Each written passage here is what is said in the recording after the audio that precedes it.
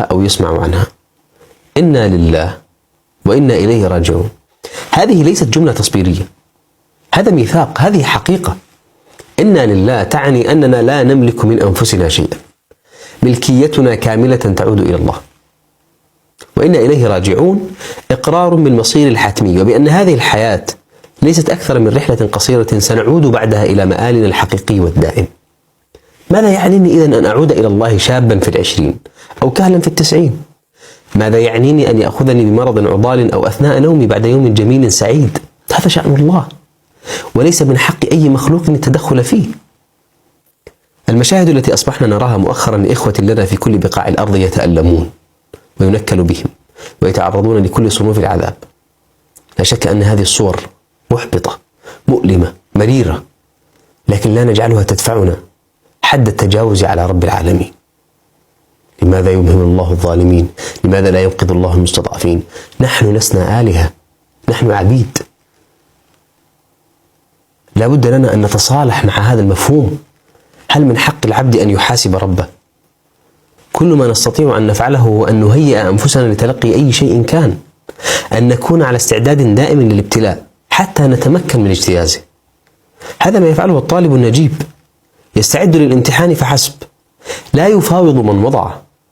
لو كان للإنسان أن يلوم الله على فعل، حاشاه وتنزه وتعالى عن ذلك، لكان بلال بن رباح أو عمار بن ياسر أو خباب بن الأرت أو غيرهم ممن عذبوا من أجل الله لا من أجل أنفسهم. هل وقف أحد يحاسب ربه ويقول له لماذا يا رب؟ لم يفعله، ولن يفعل من يؤمن بما آمنوا به، لأن الإيمان بالله لا يتجزأ. لن تؤمن به في السراء وتكفر به عندما يمسك الضر. إنا لله تعني أن مالنا وأولادنا وأنفسنا هي كلها لله، ولا يسأل مالك عما يفعل بملكه. ألم ترى إلى الذي يخرج من تحت الأنقاض بعد رميها بأشد الأسلحة تدميرا وأكثرها تطورا، لا يعرف شيئا عن أهله، فاقدا كل ما بناه وادخره، لا يحلم من أين سيسد جوعه ويروي عطشه بعد دقائق، وأين سيبيت ليلته. يخرج فيقول وفداك ربي حتى ترضى، اللهم لك الحمد حتى ترضى، اللهم لك الحمد.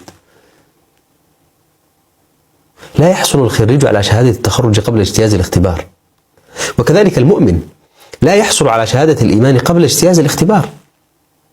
يقول الله: أحسب الناس أن يتركوا أن يقولوا آمنا وهم لا يفتنون. هل تريد أن تحمل شهادة دخول الجنة بغير امتحان؟ هذا تماما هو حال من يعترض على ابتلاءات الله. كلمة ابتلاء أصلا تعني اختبار. لن يتم إثبات إيمانك قبل أن تخضع للاختبار، والله وحده أعلم كيف سيكون اختبارك. من الناس من يختبره الله في ماله، ومنهم من يختبره الله في صحته، ومنهم من يختبره الله في ولده، ومنهم. نحن جميعا في لجنة امتحان واحدة. مدة الامتحان غير معلومة، ونماذج الأسئلة مختلفة، ولا سبيل للنجاة إلا بتجاوز الاختبار. فكن على استعداد دائم لكل أنواع الاختبارات. أما من تراهم خلف الشاشات وتشفق عليهم، فلست أحن عليهم من خالقهم. لا أحد ينازع الله في ملكه. على من تغضب وتثور وتخرج عن السياق؟ هل تعلم ما يعلمه الله؟ هل ترى ما يراه الله؟ يقول صلى الله عليه وسلم في الحديث الصحيح: يؤتى بأشد الناس بلاء في الدنيا من أهل الجنة. أشد الناس بلاء، فيصبغ في النعيم صبغة، فيقال له: يا ابن آدم هل رأيت بؤسا قط؟ هل مر بك شدة قط؟ فيقول: لا والله يا رب، ما مر بي بؤس قط ولا رأيت شدة قط. هذا حال أشد الناس بلاء في الدنيا عندما يرى مسحة يسيرة من جزائه يوم القيامة، فكيف بمن هم دون ذلك؟ الشقاء والنعيم، الحزن والسعادة، وكل ما تمر به هنا في الدنيا لا يزن شيئا في ميزان حياتك الحقيقية. فليفعل الله بنا ما شاء، قدره ماض شئنا أم أبينا، فهمنا حكمته أم لم نفهم. ومن رضي فله الرضا، ومن سخط فله السخط، كما قال عليه الصلاة والسلام. هذا هو جوهر الإيمان الحقيقي. هذا ما تعنيه عبارة طالما رددناها وقليلا ما وعيناها: إنا لله وإنا إليه راجعون.